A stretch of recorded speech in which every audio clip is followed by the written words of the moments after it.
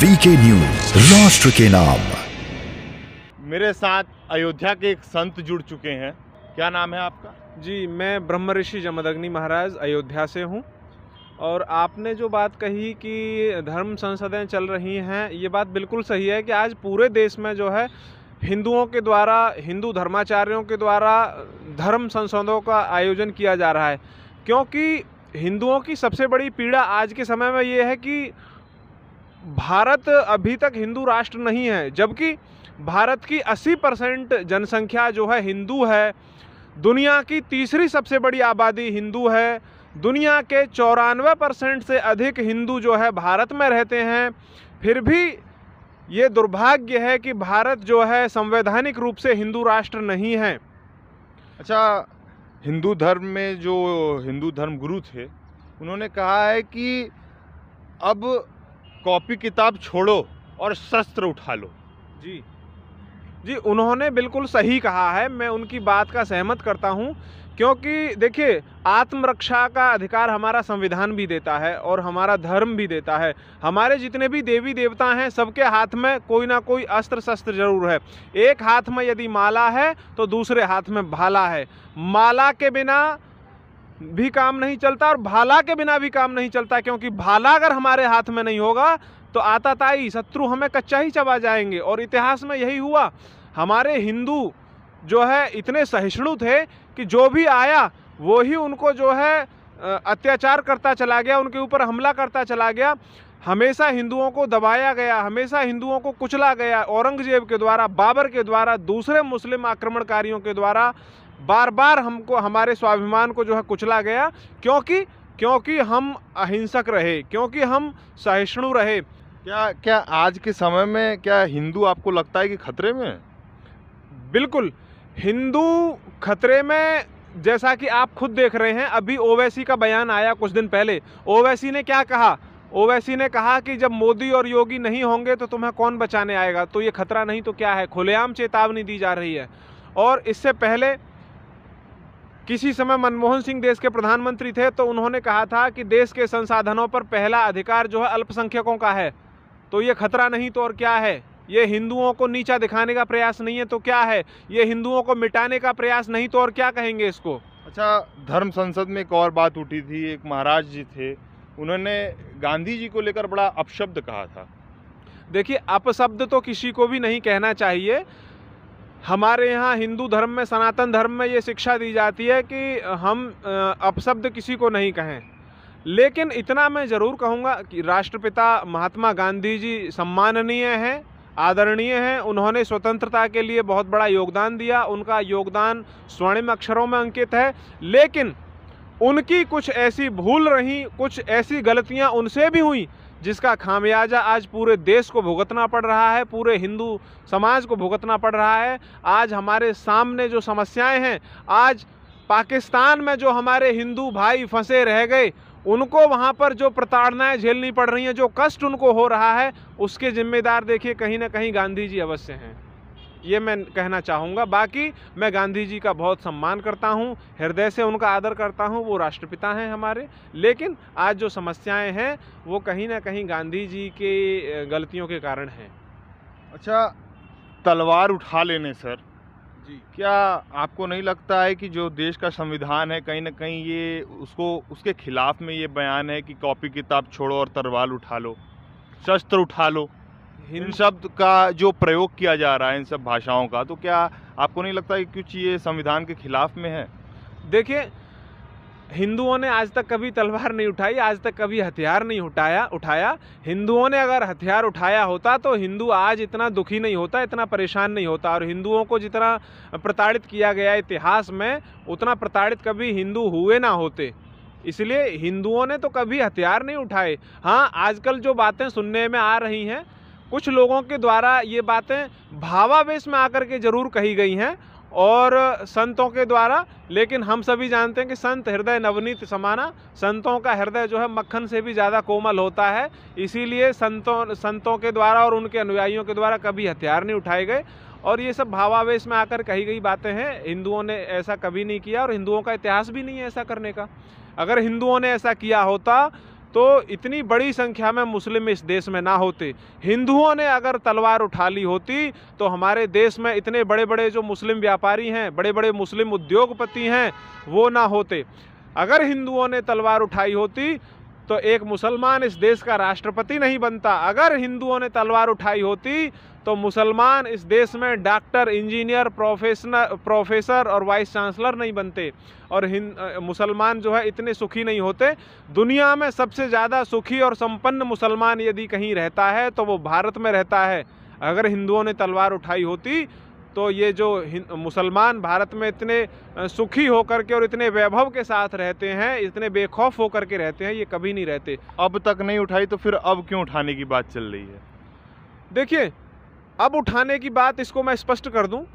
हनुमान जी को जब पकड़ा गया लंका में और जब रावण के सामने पेश किया गया तो उनसे पूछा गया कि तुमने रावण के पुत्र की हत्या क्यों कर दी? तो हनुमान जी ने एक ही बात कही। हनुमान जी ने कहा कि जिन्होंने मुझसे कुछ नहीं कहा उनसे मैंने कुछ नहीं कहा, लेकिन जिन्होंने मुझे मारा मैंने सिर्फ उन्हीं को मारा है।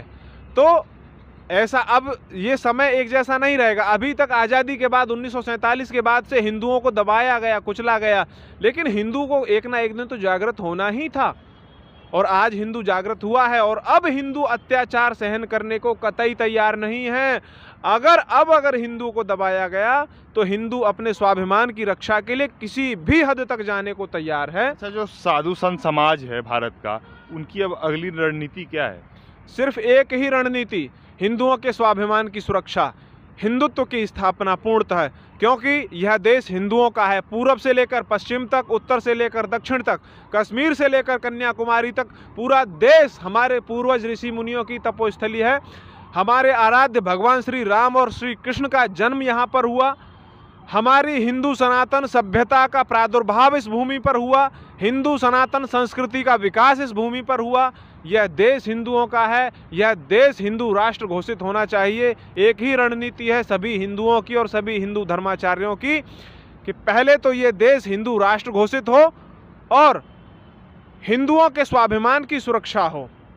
जो भी चीज़ें हिंदुओं के स्वाभिमान को चोट पहुंचाने वाली हैं वो सब चीज़ें अब ख़त्म होनी चाहिए। उन सब बातों पर अब पूर्ण विराम लगना चाहिए और राष्ट्र का उत्थान तभी होगा जब राष्ट्र सनातन हिंदू राष्ट्र घोषित होगा, तभी हम विश्वगुरु बनेंगे। इसलिए हम धर्माचार्यों का अब एक ही लक्ष्य है कि भारत को विश्वगुरु बनाना, और भारत विश्वगुरु तभी बनेगा जब भारत हिंदू राष्ट्र घोषित होगा। अच्छा, अयोध्या की बात करें, आप जहाँ से आते हैं, अयोध्या से आते हैं जी, तो अगर हम अयोध्या की बात करें तो जब बाबरी विध्वंस हुआ जी, तो उस समय से लेकर और आज के समय की जो अयोध्या है तो कितना परिवर्तन है? जो भी परिवर्तन हम देख रहे हैं ना, ये परिवर्तन हिंदुओं की मन स्थिति का है, हिंदुओं के हृदय का परिवर्तन है। अभी तक जो हिंदू अत्याचार सहन करता हुआ आया था, अब अत्याचार की सीमा इतनी पार हो गई, अब पानी सिर से इतना ऊपर गुजरने लगा कि हिंदू अब अत्याचार सहन करने को तैयार नहीं है। और उसी के प्रतिफल के रूप में आज हम देख रहे हैं कि अयोध्या में भगवान श्री राम का जो भव्य मंदिर का निर्माण हो रहा है, जो शताब्दियों से जो है इस तरह से पड़ा हुआ था, उस समस्या का समाधान हुआ। आज वहाँ पर भव्य राम मंदिर का निर्माण हो रहा है। काशी में भगवान काशी विश्वनाथ जी का जो पुनरुद्धार हुआ वो भी कई शताब्दियों से 350 वर्ष पहले महारानी अहिल्याबाई होलकर के द्वारा हुआ था, उसके बाद आज हो रहा है। तो ये हिंदुओं की जागृति का एक प्रतीक है। ये इस बात का सबूत है कि हिंदू अब जाग गया है, हिंदू अब अत्याचार सहन नहीं करेगा। अभी तक राजनीतिक स्वार्थों के कारण से या अन्य जिन भी कारणों से, जिन भी षड्यंत्रों के कारण हिंदुओं को दबाया गया था, कुचला गया था, अब वो समय चला गया। अब हिंदू को कोई दबा नहीं सकता, हिंदुत्व की आवाज़ को कोई कुचल नहीं सकता। यह देश हिंदुओं का है और यह देश हिंदू राष्ट्र होकर ही रहेगा। अच्छा, मथुरा जन्मभूमि, जो कृष्ण जन्मभूमि है मथुरा में, उस पर भी बहुत विवाद चल रहा है, उस पर क्या आपकी राय है? सिर्फ मथुरा नहीं, हजारों की संख्या में भारत भूमि पर ऐसे स्थान हैं जिनको आतताइयों के द्वारा, आक्रमणकारियों के द्वारा, विदेशी आक्रांताओं के द्वारा तोड़ा गया, तबाह किया गया। वो सभी स्थान सनातन धर्मियों के श्रद्धा के केंद्र हैं और हम सभी उन स्थानों की स्वाभिमान की और उन स्थानों की गरिमा और सम्मान को स्थापित करते हुए उन्हें अपने मूल स्वरूप में लाएंगे। साधु समाज जो तबका है, जो साधु समाज के लोग हैं जी, वो किस पार्टी को आने वाले समय में देखना पसंद करती है? साधु किसी पार्टी के नहीं होते। साधु जब अपना घर छोड़ता है तो वो अपने माता पिता को भी त्याग देता है, और जो अपनों का सगा नहीं हुआ वो किसी पार्टी का क्या सगा होगा। इसलिए साधु किसी पार्टी के सगे नहीं होते। हाँ, साधु धर्म के सगे हैं। जो धर्म के पक्ष में खड़ा होगा, जो धर्म की बात करेगा, जो सनातन धर्म के हित के लिए काम करेगा, साधु उसके साथ खड़े रहेंगे। अगर हम देश कल्याण की बात करें, क्योंकि कहीं ना कहीं साधु जो होते हैं, संत जो होते हैं, वो धर्म के साथ साथ देश हित की भी बात कहीं ना कहीं अपने साथ एक लेकर चलते हैं, तो अगर हम उस तौर से देखें, उस मायने से देखें, तो क्या लगता है कि आप लोग के लिए कौन सा राजनेता अभी तक या आने वाले समय में अच्छा काम किया है या कर सकता है?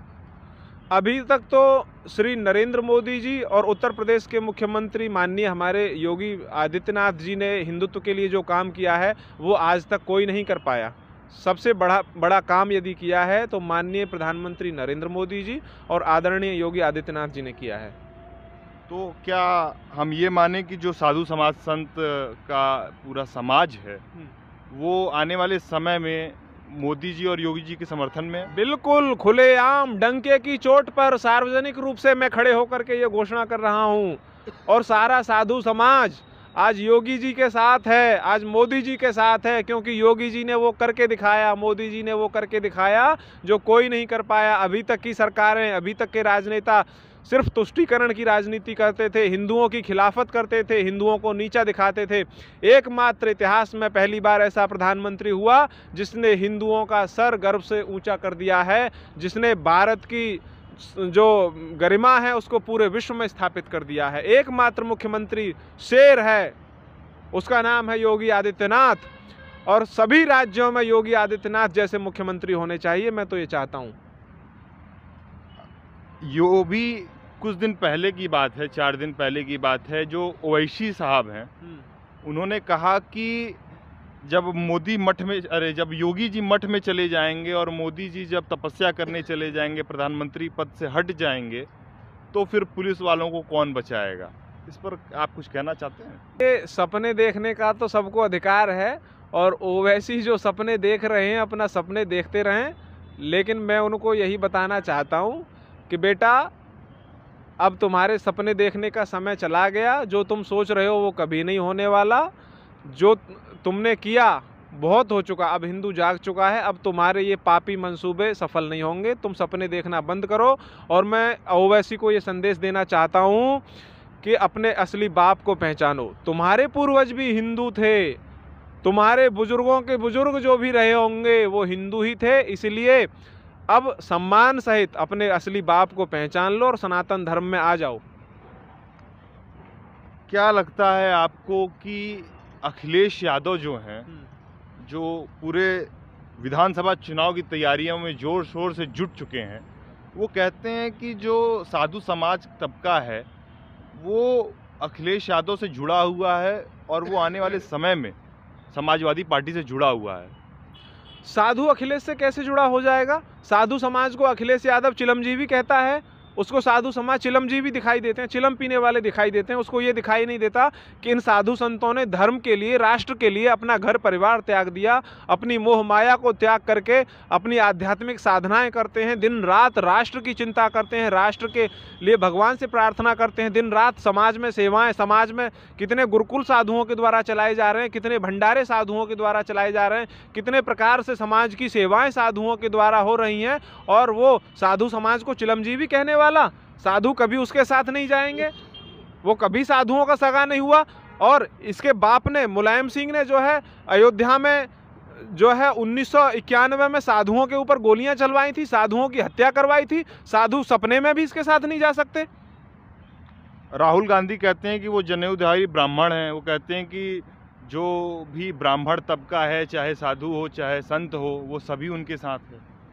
राहुल जनेऊधारी ब्राह्मण कब से हो गए? अब जब चुनाव आ गया तो जनेऊ दिखाने लग गए। जनेऊ कब पहनते थे वो? वो तो आज तक अपने आप को कभी मंच से उन्होंने कहा कि मैं हिंदू हूँ, कभी उन्होंने ये इस पर उन्हें कभी गर्व हुआ? वो तो हमेशा वो और उनकी पार्टी मुस्लिम तुष्टीकरण की राजनीति करते रहे। आज तक देश में किसका राज था? 70 वर्ष तक किसने शासन किया? सबसे ज़्यादा हिंदुओं को प्रताड़ित किसने किया? सबसे ज़्यादा नीचा किसने दिखाया? सबसे ज़्यादा उन्हीं की पार्टी ने दिखाया। इसलिए वो ये नौटंकी ना करें। और जनता इतनी समझदार है, आज की जनता इतनी बेवकूफ़ नहीं है जो उनकी बातों में आ जाए और वो दिखा अपना ले करके वो घूम रहे हैं। वो उससे कुछ नहीं होने वाला, वो एक नौटंकी है, सिर्फ कुछ नहीं है। और इतना कहना चाहता हूँ कि राहुल गांधी 50 वर्ष से अधिक आयु के हो गए हैं, लेकिन उनकी जो बुद्धि है ना, उनमें जो बुद्धि है वो 10 वर्ष के बच्चे के बराबर भी नहीं है। उनकी बुद्धि का जो विकास है वो 10 वर्ष के बच्चे के बराबर भी नहीं हुआ है। इसलिए उनको राजनीति छोड़ करके आराम से किसी आश्रम में जा कर के, किसी एकांत स्थान पर जा कर के ध्यान करना चाहिए, मेडिटेशन करनी चाहिए और अपनी बुद्धि का विकास करना चाहिए। राजनीति वो राजनीति के लिए बने ही नहीं है। उनकी बुद्धि है ही नहीं कि वो राजनीति में आए, राजनीति करें। राजनीति उनकी नहीं है। तो हम ये कहीं ना कहीं कह सकते हैं कि जो साधु समाज संत का एक पूरी जो समाज है वो कहीं ना कहीं अगली बार भी योगी जी को मुख्यमंत्री अपना देखता है। निस्संदेह साधु समाज देखता ही नहीं है, पूरा प्रयास तन मन धन से जुट करके योगी जी को लाएगा और हर हाल में योगी जी ही मुख्यमंत्री बनेंगे दोबारा। क्योंकि योगी ने करके दिखाया ना, ये हवाई बातें नहीं, योगी जी ने वो करके दिखाया। योगी जी ने लॉ एंड ऑर्डर की स्थापना की। आज यूपी में परिंदा पर नहीं मार सकता कोई माई का लाल ऐसा नहीं है। आज बड़े बड़े माफिया, बड़े बड़े गुंडे या तो जेल में डाल दिए गए या अपने आप ही भाग गए, प्रदेश छोड़ के भाग गए, अंडरग्राउंड हो गए। पहले क्या था? पहले अंधेरा होते ही, शाम होते ही जो है लोग डरने लगते थे, किसी सुनसान रास्ते पे नहीं जाया करते थे। जिनके गांव, जिनके रास्ते हाईवे से 2-3 किलोमीटर अंदर हैं या कहीं, तो वो जाने में भी डरते थे। आज ऐसा माहौल नहीं है।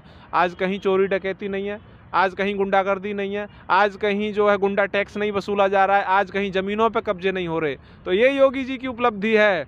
राम मंदिर जो बन रहा है, अगर योगी जी ना होते तो इतनी शांति से बन नहीं रहा होता। ये योगी जी की उपलब्धि है, इसलिए योगी ही आएंगे और योगी जी के आने से ही पूरे प्रदेश का हित है और किसी के आने से हित नहीं है। बहुत बहुत धन्यवाद। 7 digital news channel, VK news, राष्ट्र के नाम।